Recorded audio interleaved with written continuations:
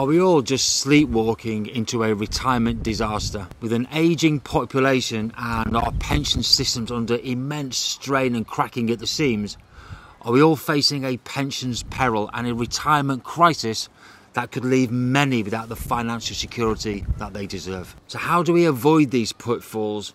And how do we attempt to diffuse all these problems so we don't just blunder and sleepwalk our way into retirement? I'm going to be looking at some of the bigger problems facing us as we all approach retirement and look at some of the solutions, and most of them are controversial and unpopular, so we can navigate our way to a more secure future. From the state pension retirement age to financial education, from workplace pension contributions to pensions policy in general, we're going to be giving you a plan for a more comfortable and a more predictable retirement. Welcome back to the channel to all our regular personal finance crew.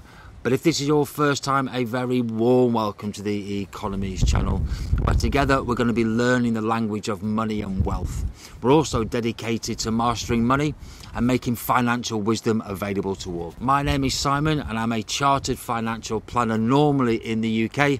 But this video is being recorded in the gorgeous island of Ibiza. But as you can probably hear, it's getting just a little bit windy up here. So I'm going to pop down to the studio for a very, very quick change of scenery. Okay, I am back in the studio. But before we get into this video, I'm going to pop up the usual disclaimer to say that this video is for education and for entertainment purposes only, and it shouldn't be misunderstood or misconstrued as offering financial advice. So, number one, raising the retirement age. Well, life expectancy is increasing for all of us, and someone aged 65 today is going to have an average life expectancy of 85 years old, with a 25% chance of living to age 92. So that's 26 years in retirement. So by increasing the state pension age, people are going to be contributing into the system for longer, but claiming the state pension for a shorter period. Now, the OECD chart on screen shows that retirement ages are on the rise in many countries across the world. The state pension age is also due to increase to age 67 from 2026, and again to age 68 from 2044. But it's been acknowledged that this is likely to be closer to 2037. That's in just 13 years' time. Increasing the state pension age seems to be the current preferred option as opposed to a means-tested pension. I'm going to link my video to that subject in the description below. So number two, increasing the age that we can access our pension savings. Well, the current minimum age to access your pension is age 55. But again, this is also increasing to age 57 in April 2028. And this is generally going to be increasing along with the state pension age, but about 10 years before the state pension age. That means that this in turn is likely to increase to age 58 and possibly beyond. Now, many people place more value on having something now rather than waiting and having something of more value at a later date. This is actually called present bias. Now, this leads us into tapping into our pensions early, and research shows that 78% of these early dippers have accessed their pensions with the average withdrawals being around £47,000 before age 65. So by restricting access to our pensions for longer, the pension is likely to therefore last longer and is going to reduce the risk of having poverty in retirement. Now, many people will have had to access their pensions due to redundancy or perhaps ill health. So by raising the age we can access our pension, this could also encourage continued employment where possible, rather than joining the ranks of the economically inactive, of which there are currently 9.4 million people in the UK. Number three, increase workplace pension contributions. Now, the contributions for workplace pensions are currently set at a minimum of 8%, where 3% comes from the employer and 5% comes from the member, for all those members from age 22 and above. However, these contribution levels are considered low by global standards, and the Pensions Policy Institute has said that many employees are going to fall short of a comfortable retirement at these contribution levels. And the PLSA has also suggested that these contribution levels should actually increase to about 12%, suggesting a breakdown between 6% for the employer and 6% for the employee. So what do you think? Are those contributions levels too much or not enough?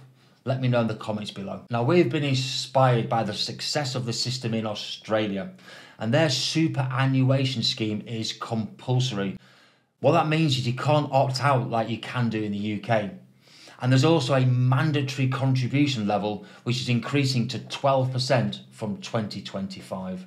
And if you're finding this video useful, then please hit the like button, the notification bell, and subscribe to the channel so you can get this financial wisdom to as wide an audience as possible. If you're watching on a mobile phone, just tilt it sideways so you can see the video better and hit the like button. And remember, this is your channel and this is your voice. So if you think the current pension system is fair as it is, or perhaps you think that it's unfair and changes need to be made, either way, let me know in the comments below. Now, I know I've lit a fuse and I am standing well back. Number 4, state pension reform. Now, I did cover this in last week's video about means testing the state pension. I'm going to leave a link to that in the description below. This could include increasing the state pension age, changing the mechanism for the triple lock system. It might even mean making the state pension means tested, or even give us the ability to opt out of the state pension completely. Now, if we were allowed to do that, this would allow the state pension funding to be a lot more sustainable. It would also target those in greatest need to lower poverty in retirement as well. And this could also offer the opportunity to redirect funding to other important areas such as health or even education. So number 5, promote an increase in private saving and investment. Now, it's clear that just relying on the state pension and any workplace savings may not be enough to provide the lifestyle that you want and the right to enjoy it as you see fit. Now, as a reminder, I've put on screen the PLSA retirement standards, and they show that a moderate lifestyle for a single person is £31,300 a year. But for a couple, it's £43,100 a year. Now, it's worthwhile remembering that both these figures are net figures of income tax. So what that means is whether you're using an ISA or a pension for your withdrawals, for many there could still be a very large shortfall to make up every single year for up to 26 years. Now, the current contribution levels for an ISA is £25,000 per tax year, including the British ISA, and 60,000 gross going into a pension. So should these levels be increased or lowered? What do you think? Now, on screen, I'm going to put some shocking pension statistics as at April 2024. So the average pension pot is just £35,000. And for a retired person, it's less than £70,000. There's nearly 10 million people in the UK who do not have any pension savings at all, and almost 50% of people have stopped contributions into their pension at some point. Now, this suggests to me at least that there's a disconnect between wanting a certain standard of living in retirement, but not the cost of providing for it. And that leads us to number 6, and that's improving financial education. Now, the FCA tells us in their research that about 50% of adults have a numeracy level equal to that of an 11-year-old or lower.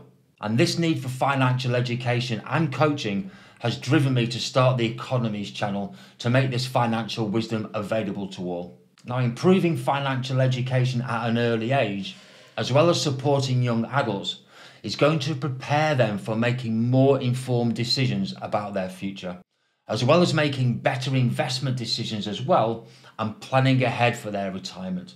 I mean, what's the point of being able to measure the sides of a triangle if you don't understand the financial damage a payday loan at 1000% is going to cause you? So in conclusion, facing up to the UK retirement crisis is first admitting that there is a problem and that pension perils do need to be addressed. And there is a really big and increasing problem. So by raising the retirement age, adjusting pension access, increasing workplace contributions, maybe even reforming the state pension, encouraging more private savings and investment, and particularly improving financial education, we can all create a more sustainable and a more secure future for us all.